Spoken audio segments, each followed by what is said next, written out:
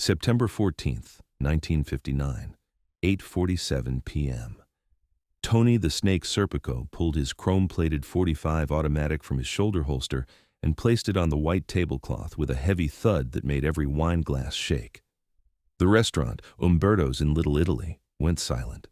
12 men sat around that table, representatives from all 5 New York crime families, and Bumpy Johnson, the only black man in the room, the only man not Italian, sitting at the head of the table like he belonged there. "Let's be clear about something," Serpico said, his voice cold and measured. "We're not asking for your permission to operate in Harlem. We're telling you how things are going to be. 40% of the numbers racket, non-negotiable. And if you think your little protection operation up in Harlem can stand against the combined power of the 5 families, then you're dumber than I thought." The gun sat on the table between them, chrome gleaming under the restaurant's chandelier. A threat, a promise, a declaration that this negotiation was over before it started. Serpico smiled, confident he'd just ended the discussion. The other mobsters around the table watched Bumpy carefully, waiting to see if he'd reach for his own weapon, waiting to see if this would end in blood. Bumpy didn't reach for a gun. Instead, he reached into his jacket pocket slowly, carefully, making sure no one mistook the movement for aggression, and he pulled out a photograph. Just one, 8 by 10 inches, black and white, slightly grainy, and he placed it on the table next to Serpico's gun, face up, so everyone could see. The photograph showed Tony Serpico sitting in a booth at a diner in Queens. Across from him sat a man in a dark suit. The man's face was clear. Badge visible clipped to his belt, FBI, Special Agent Robert Kellerman. And Serpico was handing him an envelope. The date stamp in the corner of the photo, August 3rd, 1959, 6 weeks ago. Serpico's face went white. His hand, which had been resting confidently next to his gun, started trembling. The other mobsters leaned forward, staring at the photograph, processing what they were seeing. Tony the Snake Serpico, Genovese family underboss, sitting with an FBI agent, passing documents, having a friendly conversation, looking very much like a rat. "Where did you get that?" Serpico whispered, his voice barely audible. Bumpy didn't answer immediately. He just sat there, calm as Sunday morning, letting the photograph speak for itself, letting every man at that table draw their own conclusions. Finally, Bumpy spoke. "The question isn't where I got it. The question is, how many more do I have? And who else have you been talking to, Tony?" What happened in the next 30 minutes didn't just end a negotiation. It exposed a federal informant, destroyed a Genovese underboss, and proved once again that Bumpy Johnson's real power wasn't violence or intimidation. It was information, and knowing exactly when to use it.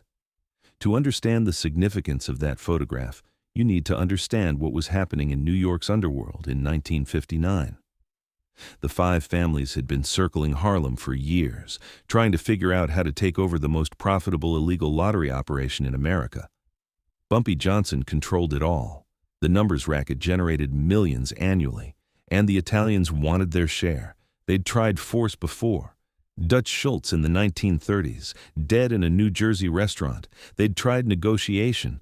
Lucky Luciano in 1946 settled for 10%. They'd tried infiltration, sending corrupt cops and politicians to squeeze Bumpy.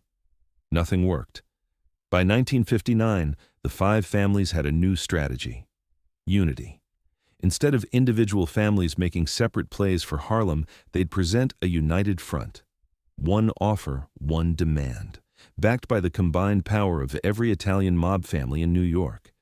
Carlo Gambino, boss of the Gambino family, had called this meeting personally.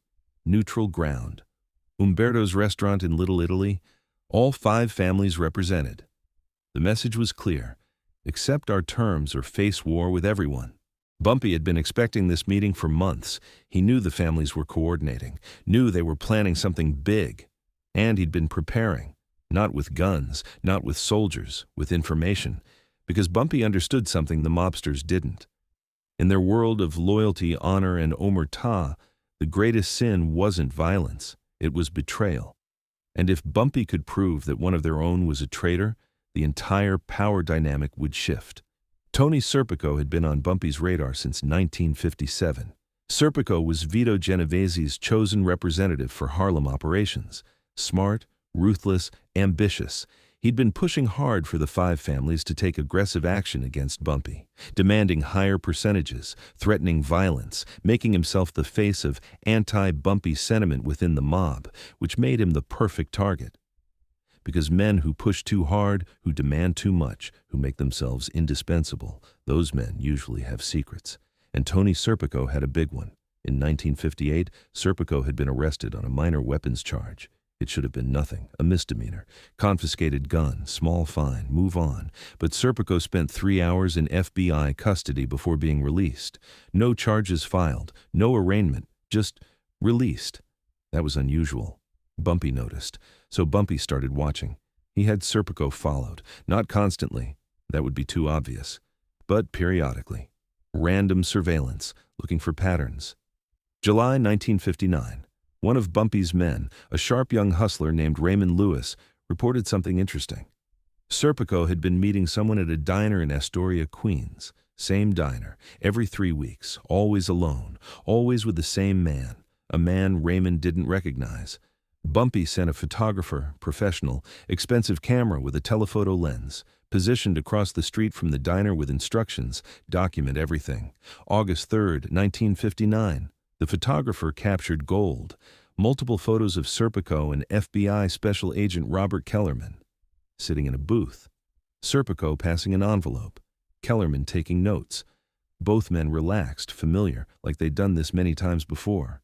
The photographer didn't know what was in that envelope, didn't know what information Serpico was providing, didn't matter. The photograph alone was damning. Because in the mob's world, meeting with FBI agents wasn't something you did unless you were cooperating. And cooperation meant one thing: rat. Bumpy had those photographs developed and locked in a safe. He didn't plan to use them immediately. They were insurance, leverage, something to deploy only if necessary. And on September 14th, 1959, when Tony Serpico put his gun on the table and threatened Bumpy in front of all five families, that became necessary. September 14th, 1959, 7 p.m. The meeting had started cordially enough. Umberto's was closed to the public for the evening, just the 12 mobsters and Bumpy. Carlo Gambino opened with pleasantries. "Mr. Johnson, thank you for coming. We appreciate your willingness to discuss our mutual interests." Bumpy nodded. "Happy to talk business, Mr. Gambino." "Good. Then let's be direct. The five families have discussed the Harlem situation extensively. We believe the current arrangement, the 10% tribute established with Mr. Luciano in 1946, no longer reflects the reality of our partnership." "What would reflect reality?" Bumpy asked. Joseph Colombo leaned forward. 40%. We provide protection, political connections, banking infrastructure. 40% is fair compensation. 40% wasn't fair when Vito Genovese demanded it. It's not fair now, Bumpy said calmly. That's when Tony Serpico spoke up. He'd been quiet until now, watching, waiting. "This isn't a negotiation, Johnson. This is a courtesy. We're telling you how it's going to be." "And if I refuse?" Bumpy asked. Serpico smiled. "Then we stop being courteous." He reached into his jacket. Every man in the room tensed. Bumpy's hand stayed on the table, relaxed, confident. Serpico pulled out his .45 and placed it on the tablecloth with that heavy thud. "We're not asking permission," Serpico said. "We're giving you a choice. Accept our terms or face the consequences." The room went silent. This wasn't how these meetings were supposed to go. Pulling a weapon during peace talks was a violation of protocol, but Serpico didn't care. He was making a statement. The five families were unified. They had the power. Bumpy had no choice.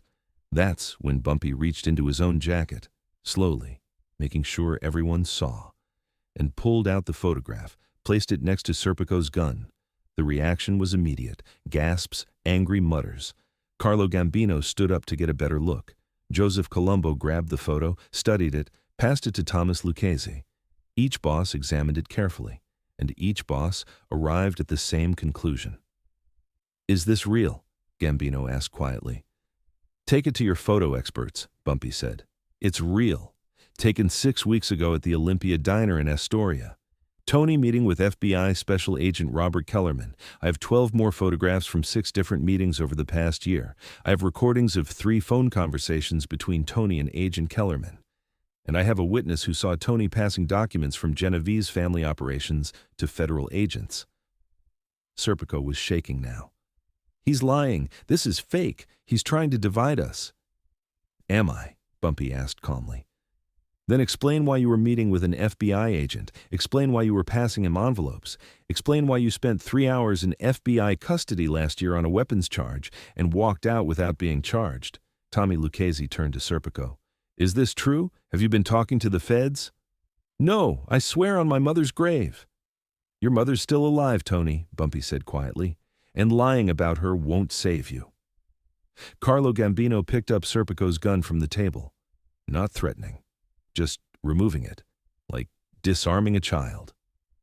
Tony, I'm going to ask you one time. Have you been cooperating with federal authorities? Serpico looked around the table desperately, looking for allies, finding none.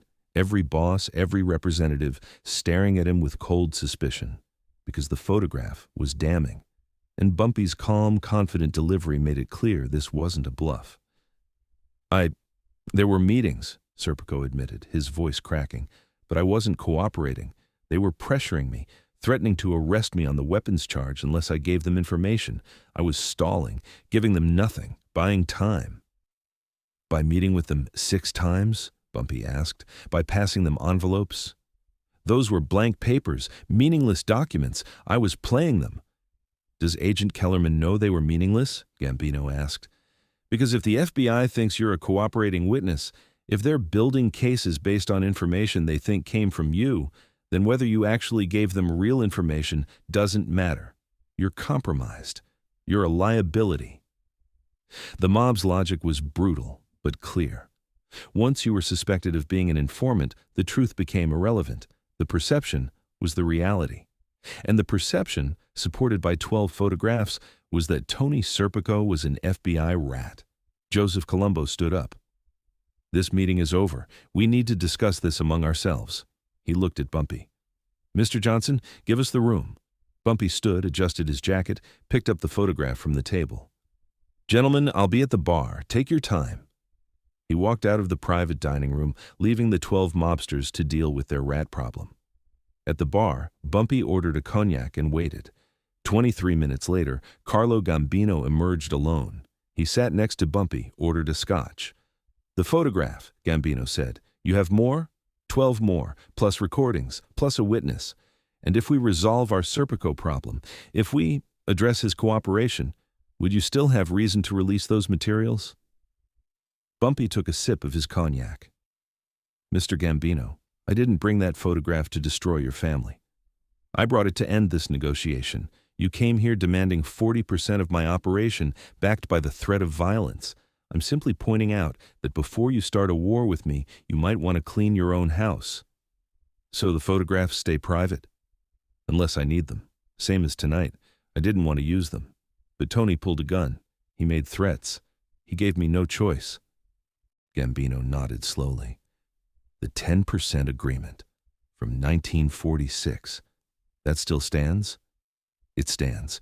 Banking support, legal help, political connections, you get 10%. My people run Harlem. Your soldiers don't operate north of 110th Street without my permission. Same terms Lucky agreed to. And the photographs? Locked in a safe, along with information on a lot of other people. Insurance. I'm not interested in destroying the families. I'm interested in protecting Harlem. As long as we respect each other's territories, the photographs stay locked up. Gambino finished his scotch, extended his hand. Bumpy shook it. You're a dangerous man, Mr. Johnson, not because you're violent, because you're smart. I'll take that as a compliment. It is. Tony Serpico will be dealt with, and this 40% nonsense stops tonight. The agreement stands. 10%. Harlem stays yours. Gambino stood, buttoned his jacket. One more thing. How long have you known about Serpico? Since August 1958. 15 months. And you waited until tonight to use it? I was waiting for the right moment. Tony gave it to me. Gambino smiled, not a happy smile, a respectful one. You're a patient man. Patience wins wars, Mr. Gambino, especially wars fought with information. Gambino walked back to the dining room. Bumpy finished his cognac and left Umberto's. He never saw Tony Serpico again. The official story was that Serpico moved to Florida for health reasons. The unofficial story, the one Harlem's underworld whispered about for years, was that Serpico was driven to a construction site in New Jersey and never came back. The five families never pushed for more than 10% again. The 1946 agreement held for the rest of Bumpy's life and beyond, and the photograph of Serpico and the FBI agent, it stayed in Bumpy's safe, along with dozens of other damaging photographs, recordings, and documents, because that was Bumpy's real arsenal, not guns, not soldiers, information. Years later, after Bumpy died in 1968, his lawyer opened that safe as part of the estate settlement. Inside were files on 47 different people, mobsters, politicians, police officers, businessmen. Each file contained photographs, recordings, documents, evidence of crimes, corruption, betrayals, enough to destroy dozens of lives and careers. Bumpy's lawyer quietly destroyed everything, following Bumpy's instructions, because Bumpy never wanted to use that information for revenge or profit. He wanted it for protection, for leverage, for the moments when someone pulled a gun and demanded what wasn't theirs. September 14th, 1959. Tony Serpico pulled his gun during peace talks with Bumpy Johnson. He thought the show of force would end the negotiation in his favor. Instead, Bumpy placed one photograph on the table, and in that moment, the entire power dynamic shifted.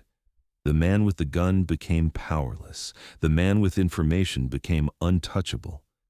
That's the genius of Bumpy Johnson.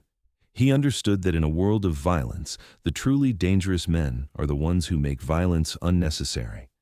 He understood that fear isn't just about what you can do to someone, it's about what you know about them, and he understood that the most powerful weapon isn't the one you draw. It's the one you keep holstered, ready to use only when absolutely necessary. Tony Serpico learned that lesson too late. He pulled his gun to show strength. Bumpy pulled out a photograph to show power. And the difference between strength and power is simple. Strength is what you have. Power is what you know. And in the world Bumpy Johnson operated in, knowledge didn't just beat violence, it made violence irrelevant. If this story of strategy, patience, and the power of information inspired you, hit that subscribe button. Drop a like if you understand that the most dangerous weapon is the one your enemy never sees coming. And comment below. If you were in that room, which would you trust more, a gun or a photograph? Remember, real power isn't about who can hurt you. It's about who knows your secrets. See you in the next story.